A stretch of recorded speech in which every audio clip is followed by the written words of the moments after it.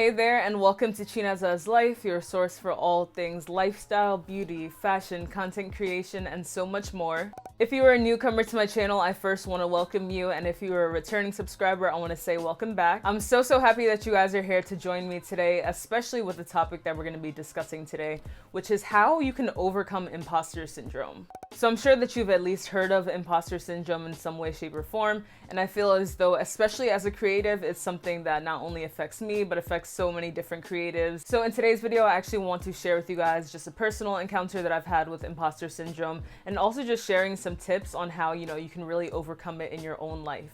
So first things first, let me start by saying that you are not alone. Simply put, imposter syndrome can be described as, major feelings of self-doubt and really just always telling yourself that you don't deserve the things that you've worked hard for, and even not being able to, accept compliments just because you feel like you're undeserving. You literally feel like you're an imposter in your own body. You feel as though all these things that are happening for you, it's just by luck or it's just by chance, and it's not really that you deserve it.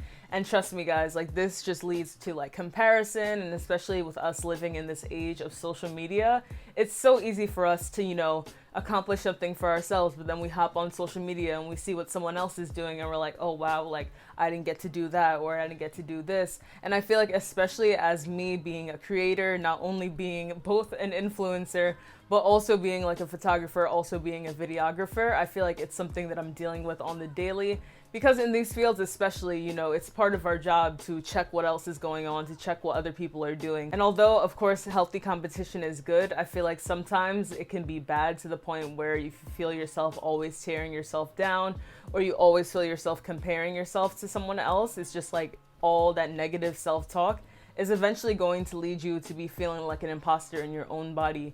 Even if you are qualified, even if you know that you got it, sometimes it's just that voice in your head that can really try and get you down. So I want to share with you all an encounter that I actually had with imposter syndrome a few days ago, actually. It was actually a few days before I was originally supposed to film this video.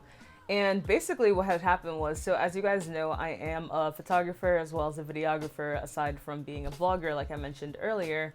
So basically, someone had just posted on a Facebook group, a local Facebook group, that they were looking for a photographer. And it was just a whole thread of, people either tagging photographers or, being like, oh, I'm following this thread as well, da-da-da, or photographers themselves commenting. So me, I commented on it. I was like, hey, da-da-da, would love to talk to you about this, would love to follow up, da-da-da. So did that, cool, went about my day. So I logged onto Facebook the next day and actually saw that the person who had posted that basically came back saying that, hey guys, I've decided to work with this photographer, their rates are very affordable, da-da-da. Basically just gassing up that other photographer. And I went to their page because I'm always the type to be like, okay, let me see what other people are doing as their pricing. Let me see, how, what their style is like, different things like that.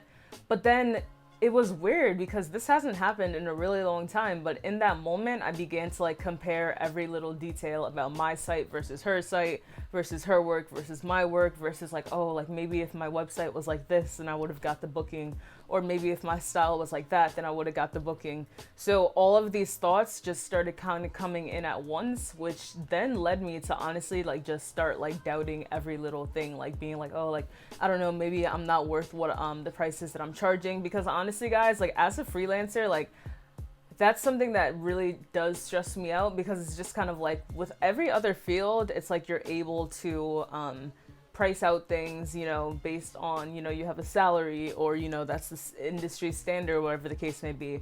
But being in the creative field, being in the creative world, especially when you're newer in the game, it's these types of things, it gives me anxiety, honestly. So for me to just be starting to compare myself and starting to essentially tear myself down, it just led me to being in a really dark place. I feel in that moment, this was late at night too, so y'all already know how that goes, but I felt I just felt so unqualified, and I'm I don't know, maybe that this isn't the path for me. And really all these thoughts again just literally came from one Facebook post. It's not I've gotten constant rejections. This was literally just one incident can literally have such a big impact on you. But I am glad that this experience happened, and I'll tell you why. I feel as though allowing myself to feel those feelings really just, I slept on it and I woke up in the morning and I kind of just told myself hey, you know, you had your night last night, but you know, you're still great at what you do. You're still killing it. Like, you still have so much that you've yet to accomplish. And you really just have to put the work out. Like, you know, it's like you have to put the work in. You literally, faith without works is dead. And especially when it comes to my photography and videography, I feel as though during this whole COVID period, it's just kind of been a weird space of like either not being able to shoot really just because of, you know, COVID going on and everything like that. And then also just a combination of just like several consultations that just didn't lead to bookings. Despite all of this, I still know that I'm talented. I still know that I have potential, and I still know that I still have work to do on my own, especially when it comes to the business aspect. So I think that, you know, the next day I just got back up and into it. And then I actually shared over on my photography Instagram. I went over there and I kind of just typed out and shared my why as to why I got started in photography and videography in the first place. And I think that even for me, in typing that and rereading it and looking over it, it kind of just reaffirmed my value, reaffirmed my confidence in myself and in my work. And I feel as though, again, like we all will have these times where we have that voice in our head where we start to compare ourselves. But I think that it's more important not to try to avoid those feelings. But when they do come up, to know that, you know, those feelings are temporary, and that, you know, you really just have to talk yourself out of it sometimes. Like, you really just have to choose not to lie in those feelings, choose not to sit in those feelings, and choose to use them to your advantage. So with that being said, guys, I've come up with these 4 cohesive tips that I believe will help you in overcoming imposter syndrome. So the first tip that I have is watch how you're talking to others about yourself, and watch how you're talking to yourself. If you find that you're always talking yourself down when you're around others, that's only going to translate into the same thing happening, you know, when you're all alone and just alone in your thoughts.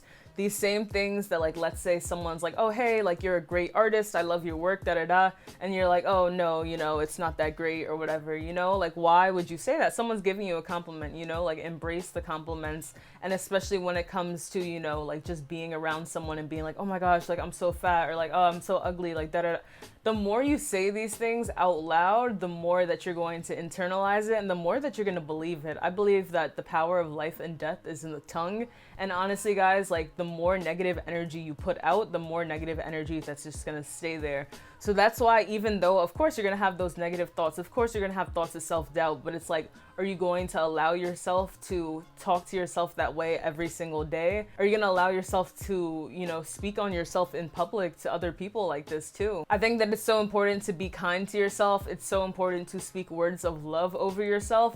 And that's even why I do things like practicing positive affirmations, like, especially when I'm working on something and I like loved a video that I did, or like I don't know, completed my task for the day, or I like cleaned the bathroom, or, you know, I just did something nice. I literally will compliment myself, be like, yes, girl, like, you did that. Like, I'm so proud. Like, oh, like, yes, you're so smart. You're so pretty. Like, I feel like once I've started telling myself these things, the more you start telling yourself certain things, the more that you'll start to believe it. Which is why it is so important to watch how you're talking to yourself and watch how you're talking about yourself while you are around others. For tip number 2 in overcoming imposter syndrome, I want to say that it's saying yes to change. I feel as though a lot of the times we allow ourselves to not level up and to not make it to that next level out of fear of failure. And honestly, guys, like, there's gonna be so many opportunities that you miss out on if you just say that if you just sit in the fact that, oh, I'm too scared, or, oh, I'm not qualified, or, oh, they're gonna reject me. It's like, I feel like now that what I'm starting to learn in life is that you just got to go for it. Sometimes you can let that fear sit on you for so long that it literally hinders your success. You don't know what the next level holds. And I feel, honestly, if you feel that it's the right opportunity for you, you cannot allow yourself to just stay stagnant and stay where you are just because you think that you're gonna get rejected. And that even comes to when people are coming to you to be like, hey, you're great at this, da da da, I'd love to work with you. And you kind of like, sometimes we back out of things like, whoa, like, I knew I was good, but like, it's like, oh, do I want to work with this person? Like, oh, I don't know, like, I'm scared, like, da da da. Like, you are called on because you're qualified. I feel as though once you keep on telling yourself these things, and once you keep on reminding yourself, and once you start saying yes to more opportunities, like, I feel like the level up is only gonna keep on, you know, going up and up and up. And honestly, the best is yet to come. Like, think about all of the doors that could open up if you start saying yes to more opportunities. And of course, this is within reason. Like, it's basically the things that align with your purpose and that you feel or that are right. I'm not saying say yes to every single thing or to every single opportunity and stuff like that, but more so things that you are aligned with and things that you're passionate about. It's like if something is requiring you to do something differently in order to move up to that next level, you need to identify those things and, you know, stop holding back and allow yourself to reach your full potential. My third tip on overcoming imposter syndrome is remembering that you're not alone. Like, probably the person who you may be comparing yourself to is probably comparing themselves to someone else, or they're probably doubting themselves. 70% of Americans go through imposter syndrome, and that number is probably even lower because I feel as though everyone goes through this every single day. But what's important to realize is that everyone goes through this, but then people are still, even the most successful people, even some CEOs, even I'm sure probably like Elon Musk, now the richest person in the world or whatever, probably has imposter syndrome, probably has days where they're feeling down about themselves and their accomplishments. But clearly we can see that they were still able to do what they needed to do in order to be where they are today. So don't let the fact that sometimes you have these feelings of self-doubt make you feel as though you can't accomplish your dreams, because you can. Again, it's important that you allow yourself to feel these feelings and know that it does not have to be permanent. So kind of tying into what we've already said, but the last tip that I have is embrace the feeling and use it to your advantage. Because oftentimes, guys, the lowest of the lows can bring about the highest of the highs. And even as I shared before, like in me having that moment of self-doubt and me having that moment of just having an encounter with imposter syndrome, the next day I was able to be up and at it, and I came up with so many fresh ideas that I had never thought of before because I was really challenging myself. I'm like, hey, you know, if I feel like I've been stagnant, if I feel like I've been in the same place, what can I do differently to switch things up? How can I make this situation better? Instead of being like, oh, like I want to quit, I suck, I don't want to do this anymore.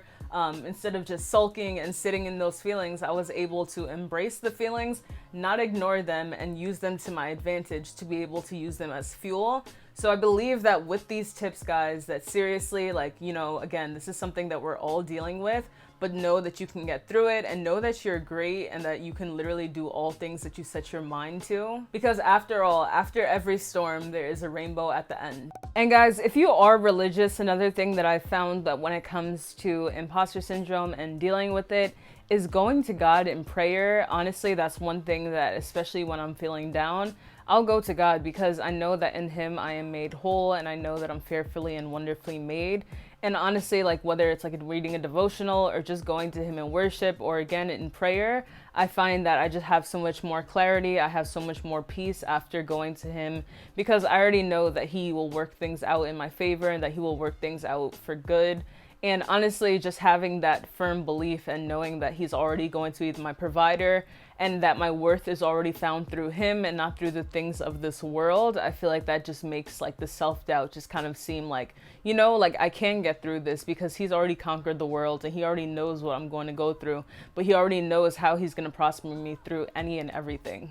So guys, that brings me to the end of this video. Please let me know down in the comment section below if you found this helpful and if you would like to see more videos like this, or if you have any suggestions as far as topics that you'd like to see me talk about. If you're not yet subscribed to my channel, make sure to pause this video and go ahead and click that subscribe button. Also, if you're not following me over on my social platforms, which are Twitter, Instagram, Clubhouse, Pinterest, now Facebook as well, you can find me on all of those platforms at Chinas as Life. And that's all I got for today, y'all. That's all I got for today, y'all. That's all I got for today, y'all.